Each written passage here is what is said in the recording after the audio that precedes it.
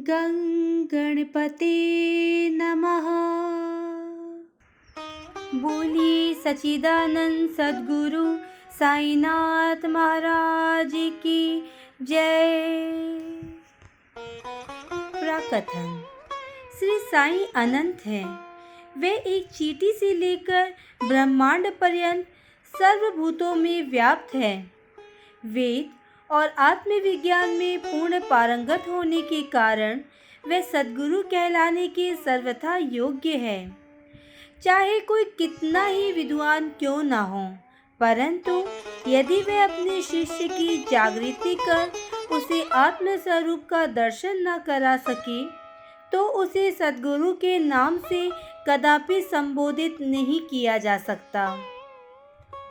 साधारणतः पिता केवल इस नश्वर शरीर का ही जन्मदाता है, परंतु सद्गुरु तो जन्म और मृत्यु दोनों से ही मुक्ति करा देने वाले हैं। अतः वे अन्य लोगों से अधिक दयावान हैं। श्री साईं बाबा हमेशा कहा करते थे कि मेरा भक्त चाहे 1000 कोस की दूरी पर ही क्यों न हो, वह शिरडी को ऐसा खींचता चला आता है जैसे धागे से बंधी हुई चिड़िया खींचकर स्वयं ही आ जाती है। इस अध्याय में ऐसे ही 3 चिड़ियों का वर्णन है। लाला लक्ष्मी चंद। ये महानुभाव बंबई के श्री वेंकटेश्वर प्रेस में नौकरी करते थे। नौकरी छोड़ के वे रेलवे विभाग में आए और फिर से Messrs Ralli Brothers and Company में मुंशी का कार्य करने लगे। उनका सन 1910 में श्री साईं बाबा से संपर्क हुआ। वे क्रिसमस से लगभग 1 या 2 मास पहले सांता क्रूज में उन्होंने सपने में एक दाढ़ी वाले वृद्ध को देखा, जो चारों ओर से भक्तों से घिरा हुआ खड़ा था। कुछ दिनों के पश्चात वे अपने मित्र श्री दत्तात्रेय मंजूनाथ बिजूर के यहाँ दासगणों का कीर्तन सुनने गए। दासगणों का ये नियम था कि वे कीर्तन करते समय श्रोताओं के सम्मुख श्री साईं बाबा का चित्र रख लिया करते थे। लक्ष्मीचंद को ये चित्र देखकर महान आश्चर्य हुआ, क्योंकि स्वप्न में उन्हें जिस वृद्ध के दर्शन हुए थे, उनकी आकृति भी ठीक इसी चित्र के अनुरूप ही थी। इससे वे इस निष्कर्ष पर पहुँचे कि स्वप्न में दर्शन देने वाले स्वयं शिरडी के श्री साईनाथ समर्थ के अतिरिक्त और कोई नहीं है। चित्र दर्शन, दासगणों का मधुर कीर्तन और उनके संत तुकाराम पर प्रवचन आदि का कुछ ऐसा प्रभाव उन पर पड़ा कि उन्होंने शिरडी यात्रा का दृढ़ संकल्प कर लिया। भक्तों को चिरकाल से ही ऐसा अनुभव होता आया है कि जो सद्गुरु या अन्य किसी आध्यात्मिक ज्ञान की खोज में निकलता है, उसकी ईश्वर सदैव ही कुछ न कुछ सहायता करते हैं। उसी रात्रि को लगभग 8 बजे उनके एक मित्र शंकर राव ने उनका द्वार खटखटाया और पूछा कि क्या आप हमारे साथ शिरडी चलने को तैयार हैं? लक्ष्मीचंद के हर्ष का पारावार न रहा और उन्होंने तुरंत ही शिरडी चलने का निश्चय किया। एक मारवाड़ी से 15 रुपये उधार लेकर तथा अन्य आवश्यक प्रबंध कर उन्होंने शिरडी को प्रस्थान कर दिया। रेलगाड़ी में उन्होंने अपने मित्र के साथ कुछ देर भजन भी किया। उसी डिब्बे में 4 यवन यात्री भी बैठे थे, जो शिरडी के समीप ही अपने अपने घरों को लौट रहे थे। लक्ष्मीचंद ने उन लोगों से श्री साईं बाबा के संबंध में कुछ पूछताछ की। तब लोगों ने उन्हें बताया कि श्री साईं बाबा शिरडी में अनेक वर्षों से निवास कर रहे हैं और वे एक पहुँचे हुए संत हैं। जब वे कोपरगांव पहुँचे तो बाबा को भेंट देने के लिए कुछ अमरूद खरीदने का उन्होंने विचार किया। वे वहाँ के प्राकृतिक सौंदर्य में दृश्य देखने में कुछ ऐसे तल्लीन हुए कि उन्हें अमरूद खरीदने की सुधि न रही। परंतु जब वे शिरडी के समीप आए तो एकाएक उन्हें अमरूद खरीदने की स्मृति हो आई। इस बीच उन्होंने देखा कि एक वृद्धा टोकरी में अमरूद लिए तांगे के पीछे पीछे दौड़ती चली आ रही है। ये देख उन्होंने तांगा रुकवाया और उनमें से कुछ बढ़िया अमरूद खरीद लिए। तब वह वृद्धा उससे कहने लगी, कृपया कर ये शेष अमरूद भी मेरी ओर से बाबा को भेंट कर देना। ये सुनकर तक्षण ही उन्हें विचार आया कि मैंने अमरूद खरीदने की जो इच्छा पहले की थी, जिसे मैं भूल गया था, उसी की इस वृद्धा ने पुनः स्मृति करा दी। श्री साईं बाबा के प्रति उनकी भक्ति देख वे दोनों बड़े चकित हुए। लक्ष्मीचंद ने ये सोचकर कि हो सकता है स्वप्न में जिस वृद्ध के दर्शन मैंने किए थे उनकी ही ये कोई रिश्तेदार हो, वे आगे बढ़े। शिरडी के समीप पहुंचने पर उन्हें दूर से ही मस्जिद में फहराती हुई ध्वजाएं दिखने लगीं, जिन्हें देख प्रणाम कर अपने हाथ में पूजन सामग्री ले वे मस्जिद पहुँचे और बाबा का यथाविधि पूजन कर वे द्रवित हो गए। उनके दर्शन कर वे अत्यंत आनंदित हुए तथा उनके शीतल चरणों से ऐसे लिपटे जैसे एक मधुमक्खी कमल के मकरंद की सुगंध से मुग्ध होकर उससे लिपट जाती है। तब बाबा ने उनसे कुछ कहा। उसका वर्णन हेमाड़पंत ने अपने मूल ग्रंथ में इस प्रकार किया है। साले, रास्ते में भजन करते और दूसरे आदमी से पूछते, क्या दूसरे से पूछना, सब कुछ अपनी आंखों से देखना, काहे को दूसरे आदमी से पूछना, सपना क्या झूठा है या सच्चा, कर लो अपना विचार आप। मारवाड़ी से उधार लेने की क्या जरूरत थी, हुई क्या मुराद की पूर्ति। ये शब्द सुनकर उनकी सर्वव्यापकता पर लक्ष्मीचंद को बड़ा अचंभा आया। वे बड़े लज्जित हुए कि घर से शिरडी तक मार्ग में जो कुछ हुआ उसका उन्हें सब पता है।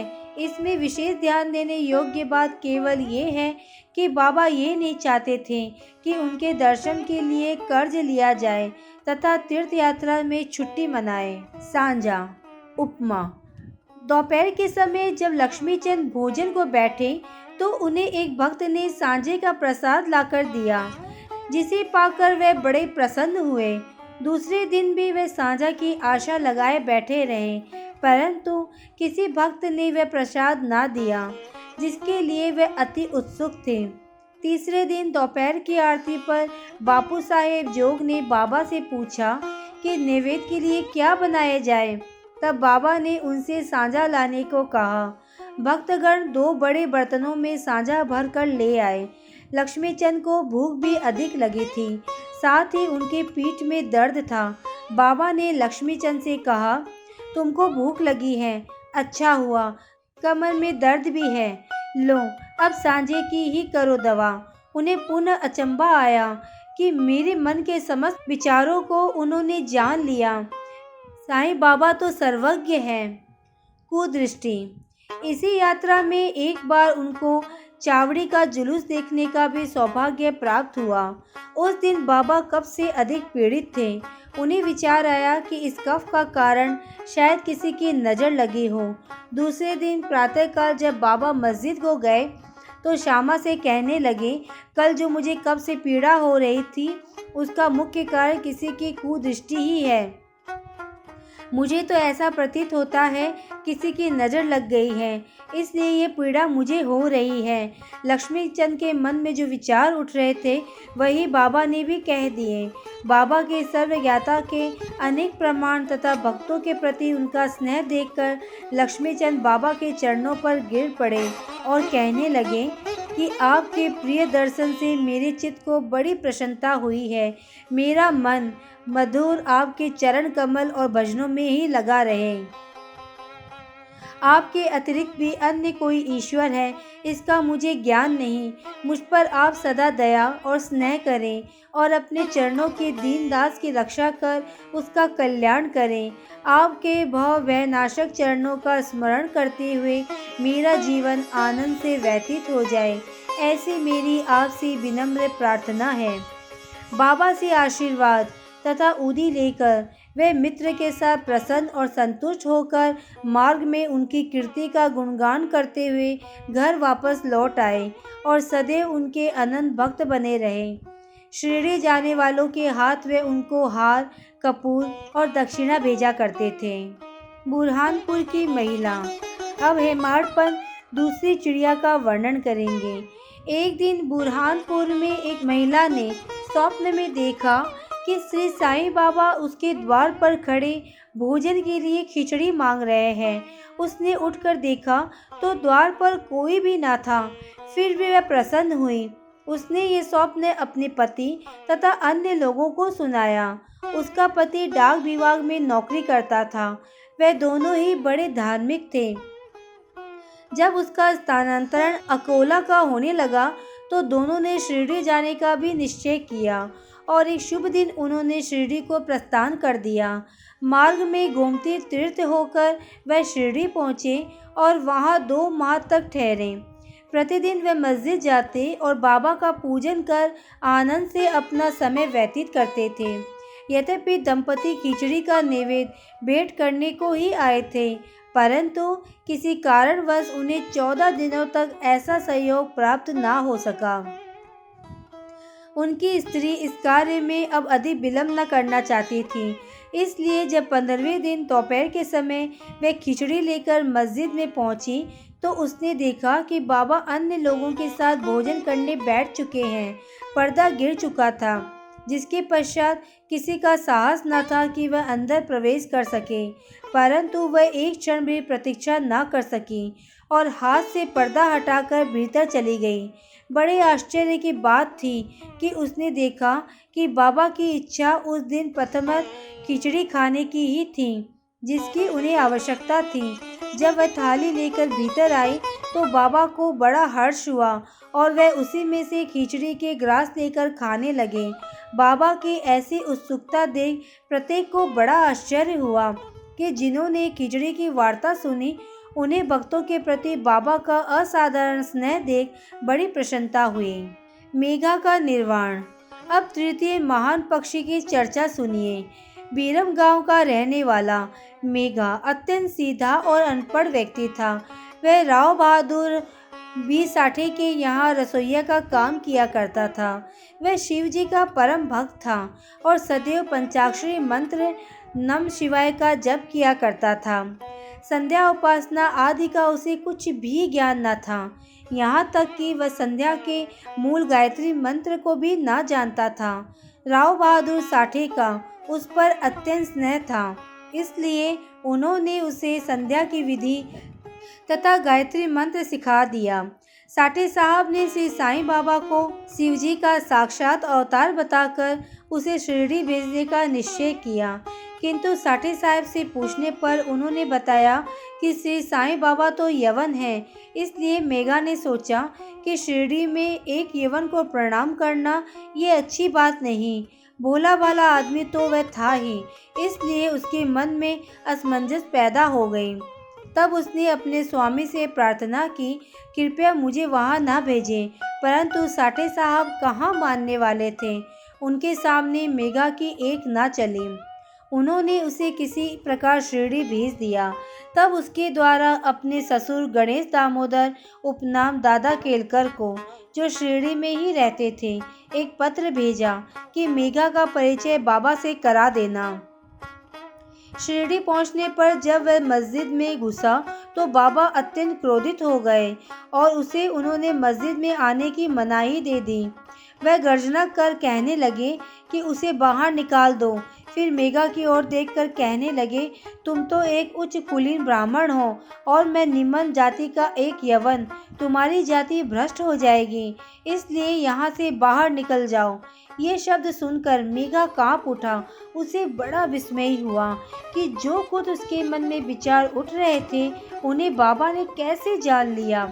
किसी प्रकार वह कुछ दिन वहाँ ठहरा और अपनी इच्छा अनुसार सेवा भी करता रहा, परंतु उसकी इच्छा तृप्त न हुई। फिर वह घर लौट आया और वहाँ से नासिक जिला को चला गया। वर्ष भर के पश्चात वह पुनः शिरडी आया और इस बार दादा केलकर के कहने से उसे मस्जिद में रहने का अवसर प्राप्त हो गया। साईं बाबा मौखिक उपदेश द्वारा मेघा की उन्नति करने के बदले उसका आंतरिक सुधार कर रहे थे। उसकी स्थिति में पर्यंत परिवर्तन होकर यथेष्ट प्रगति हो चुकी थी। अब तो वह श्री साईं बाबा को शिव जी का ही साक्षात अवतार समझने लगा था। शिव पूजन में बिल पत्रों की आवश्यकता होती है, इसलिए अपने शिव जी का पूजन करने के हेतु बिल्व पत्रों की खोज से वह मीलों दूर निकल जाया करता था। प्रतिदिन उसने ऐसा नियम बना लिया था कि गांव में जितने भी देवालय थे, प्रथम वहां जाकर वह उनका पूजन करता और इसके पश्चात ही वह मस्जिद में बाबा को प्रणाम करता। कुछ देर चरण सेवा करने के पश्चात ही चरणामृत पान करता था। एक बार ऐसा हुआ कि खंडोबा के मंदिर का द्वार बंद था। इस कारण वह बिना पूजन किए ही वहां से लौट आया और जब वह मस्जिद में आया तो बाबा ने उसकी सेवा स्वीकार न की तथा उस पुनः वहां जाकर पूजन करने को कहा और उसे बतलाया कि अब मंदिर के द्वार खुल गए हैं। मेघा ने जाकर देखा कि सचमुच में मंदिर के द्वार खुल गए थे। जब उसने लौटकर यथाविधि पूजा की, तब कहीं बाबा ने उसे अपना पूजन करने की अनुमति दी। गंगा स्नान। एक बार मकर संक्रांति के अवसर पर मेघा ने विचार किया कि बाबा को चंदन का लेप करूं तथा गंगा जल से उन्हें स्नान कराऊं।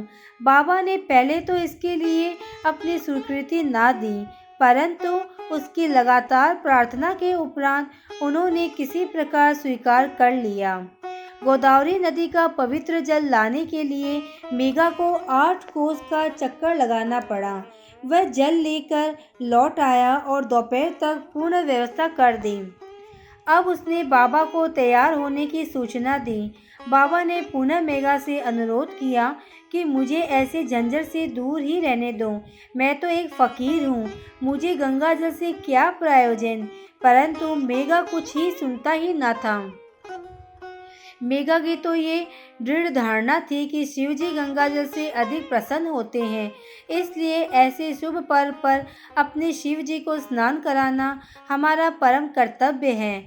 अब तो बाबा को सहमत होना ही पड़ा और नीचे उतरकर वे एक पीढ़े पर बैठ गए तथा अपना मस्तक आगे करते हुए कहा कि अरे मेघा, कम से कम इतनी कृपा तो करना कि मेरे केवल सिर पर ही पानी डालना।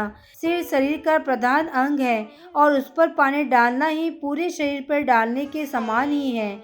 मेघा ने अच्छा अच्छा कहते हुए बर्तन उठाकर सिर पर पानी डालना आरंभ कर दिया। ऐसा करने से उसे इतनी प्रसन्नता हुई कि उसने उच्च स्वर में हर हर गंगे की ध्वनि करते हुए समूचे बर्तन का पानी बाबा के संपूर्ण शरीर पर उड़ेल दिया और फिर पानी का बर्तन एक ओर रखकर वह बाबा की ओर निहारने लगा। उसने देखा कि बाबा का तो केवल सिर ही भीगा है और शेष भाग ज्यों का त्यों बिल्कुल सूखा है। ये देख उसे बड़ा आश्चर्य हुआ। त्रिशूल और पिंडी। मेघा बाबा को 2 स्थानों पर स्नान कराया करता था। प्रथम वह बाबा को मस्जिद में स्नान कराता, फिर बाड़े में नाना साहेब चांदोरकर के द्वारा प्राप्त उनके बड़े चित्र को। इस प्रकार ये क्रम 12 साल तक चलता रहा। बाबा ने उसकी भक्ति तथा विश्वास दृढ़ करने के लिए उसे दर्शन दिए। एक दिन प्रातःकाल मेघा जब अर्ध निद्रावस्था में अपनी सैया पर पड़ा हुआ था, तभी उसने उनके श्री दर्शन किए। बाबा ने उसे जागृत जानकर अक्षत फेंके और कहा कि मेघा, मुझे त्रिशूल लगाओ। इतना कहकर वह अदृश्य हो गए। उनके शब्द सुनकर उसने उत्सुकता से अपनी आंखें खोली, परंतु देखा कि वहाँ कोई नहीं है, केवल अक्षत ही यहाँ वहाँ बिखरे पड़े हैं। तब वह उठकर बाबा के पास गया और उन्हें अपना स्वप्न सुनाने के पश्चात उसने उन्हें त्रिशूल लगाने की आज्ञा मांगी। बाबा ने कहा, क्या तुमने मेरे शब्द नहीं सुने कि मुझे त्रिशूल लगाओ? वह कोई स्वप्न तो नहीं, वरन मेरी प्रत्यक्ष आज्ञा थी। मेरे शब्द सदैव अर्थपूर्ण होते हैं, थोते पोछे नहीं। मेघा कहने लगा, आपने दया कर मुझे निद्रा से तो जागृत कर दिया है, परंतु सभी द्वार पूर्वत ही बंद देखकर मैं मूढ़मती भ्रमित हो उठा हूँ कि कहीं स्वप्न तो नहीं देख रहा था। बाबा ने आगे कहा कि मुझे प्रवेश करने के लिए किसी विशेष द्वार की आवश्यकता नहीं है, ना मेरा कोई रूप ही है और ना ही कोई अंत। मैं सदैव सर्वभूतों में व्याप्त हूँ। जो मुझ पर विश्वास रखकर सतत मेरा ही चिंतन करता है, उसके सब कार्य मैं स्वयं करता हूँ और अंत में उसे श्रेष्ठ गति देता हूँ। मेघा बाड़े को लौट आया और बाबा के चित्र के समीप ही दीवार पर एक लाल त्रिशूल खींच दिया। दूसरे दिन एक रामदासी भक्त पुणे से आया। उसने बाबा को प्रणाम कर शंकर की एक पिंडी भेंट की। उसी समय मेघा भी वहां पहुंचे। तब बाबा ने उनसे कहने लगे कि देखो, शंकर भोले आ गए हैं, अब उन्हें संभालो। मेघा ने पिंडी पर त्रिशूल लगा देखा तो उसे महान विस्मय हुआ। वे बाड़ी में आया। उसी समय काका साहेब दीक्षित स्नान के पश्चात सिर पर तौलिया डाले साईं नाम का जाप कर रहे थे। तभी उन्होंने ध्यान में एक पिंडी देखी जिसमें उन्हें कौतूहल सा हो रहा था। उन्होंने सामने से मेघा को आते देखा। मेघा ने बाबा द्वारा प्रदत्त वह पिंडी काका साहेब दीक्षित को दिखाई। पिंडी ठीक वैसी थी जैसी कि उन्होंने कुछ घड़ी पूर्व ध्यान में देखी थी। कुछ दिनों में ही जब त्रिशूल का खींचना पूर्ण हो गया तो बाबा ने बड़े चित्र के पास ही उस पिंडी की स्थापना कर दी। मेघा को शिव पूजन में बड़ा प्रेम था। त्रिपुण खींचने का अवसर देकर तथा पिंडी की स्थापना कर बाबा ने उसका विश्वास दृढ़ कर दिया। इस प्रकार कई वर्षों तक लगातार दोपहर और संध्या को नियमित आरती तथा पूजा कर सन 1912 में मेघा परलोकवासी हो गया। बाबा ने उसके मृत शरीर पर अपना हाथ फेरते हुए कहा कि ये मेरा सच्चा भक्त था। फिर बाबा ने अपने ही खर्च से उसका मृत्यु भोज ब्राह्मणों को दिए जाने की आज्ञा दी, जिसका पालन काका साहेब दीक्षित ने किया। श्री सद्गुरु साईनाथ प्रणवस्तु शुभम भवतु। ओम श्री साईनाथाय नमः।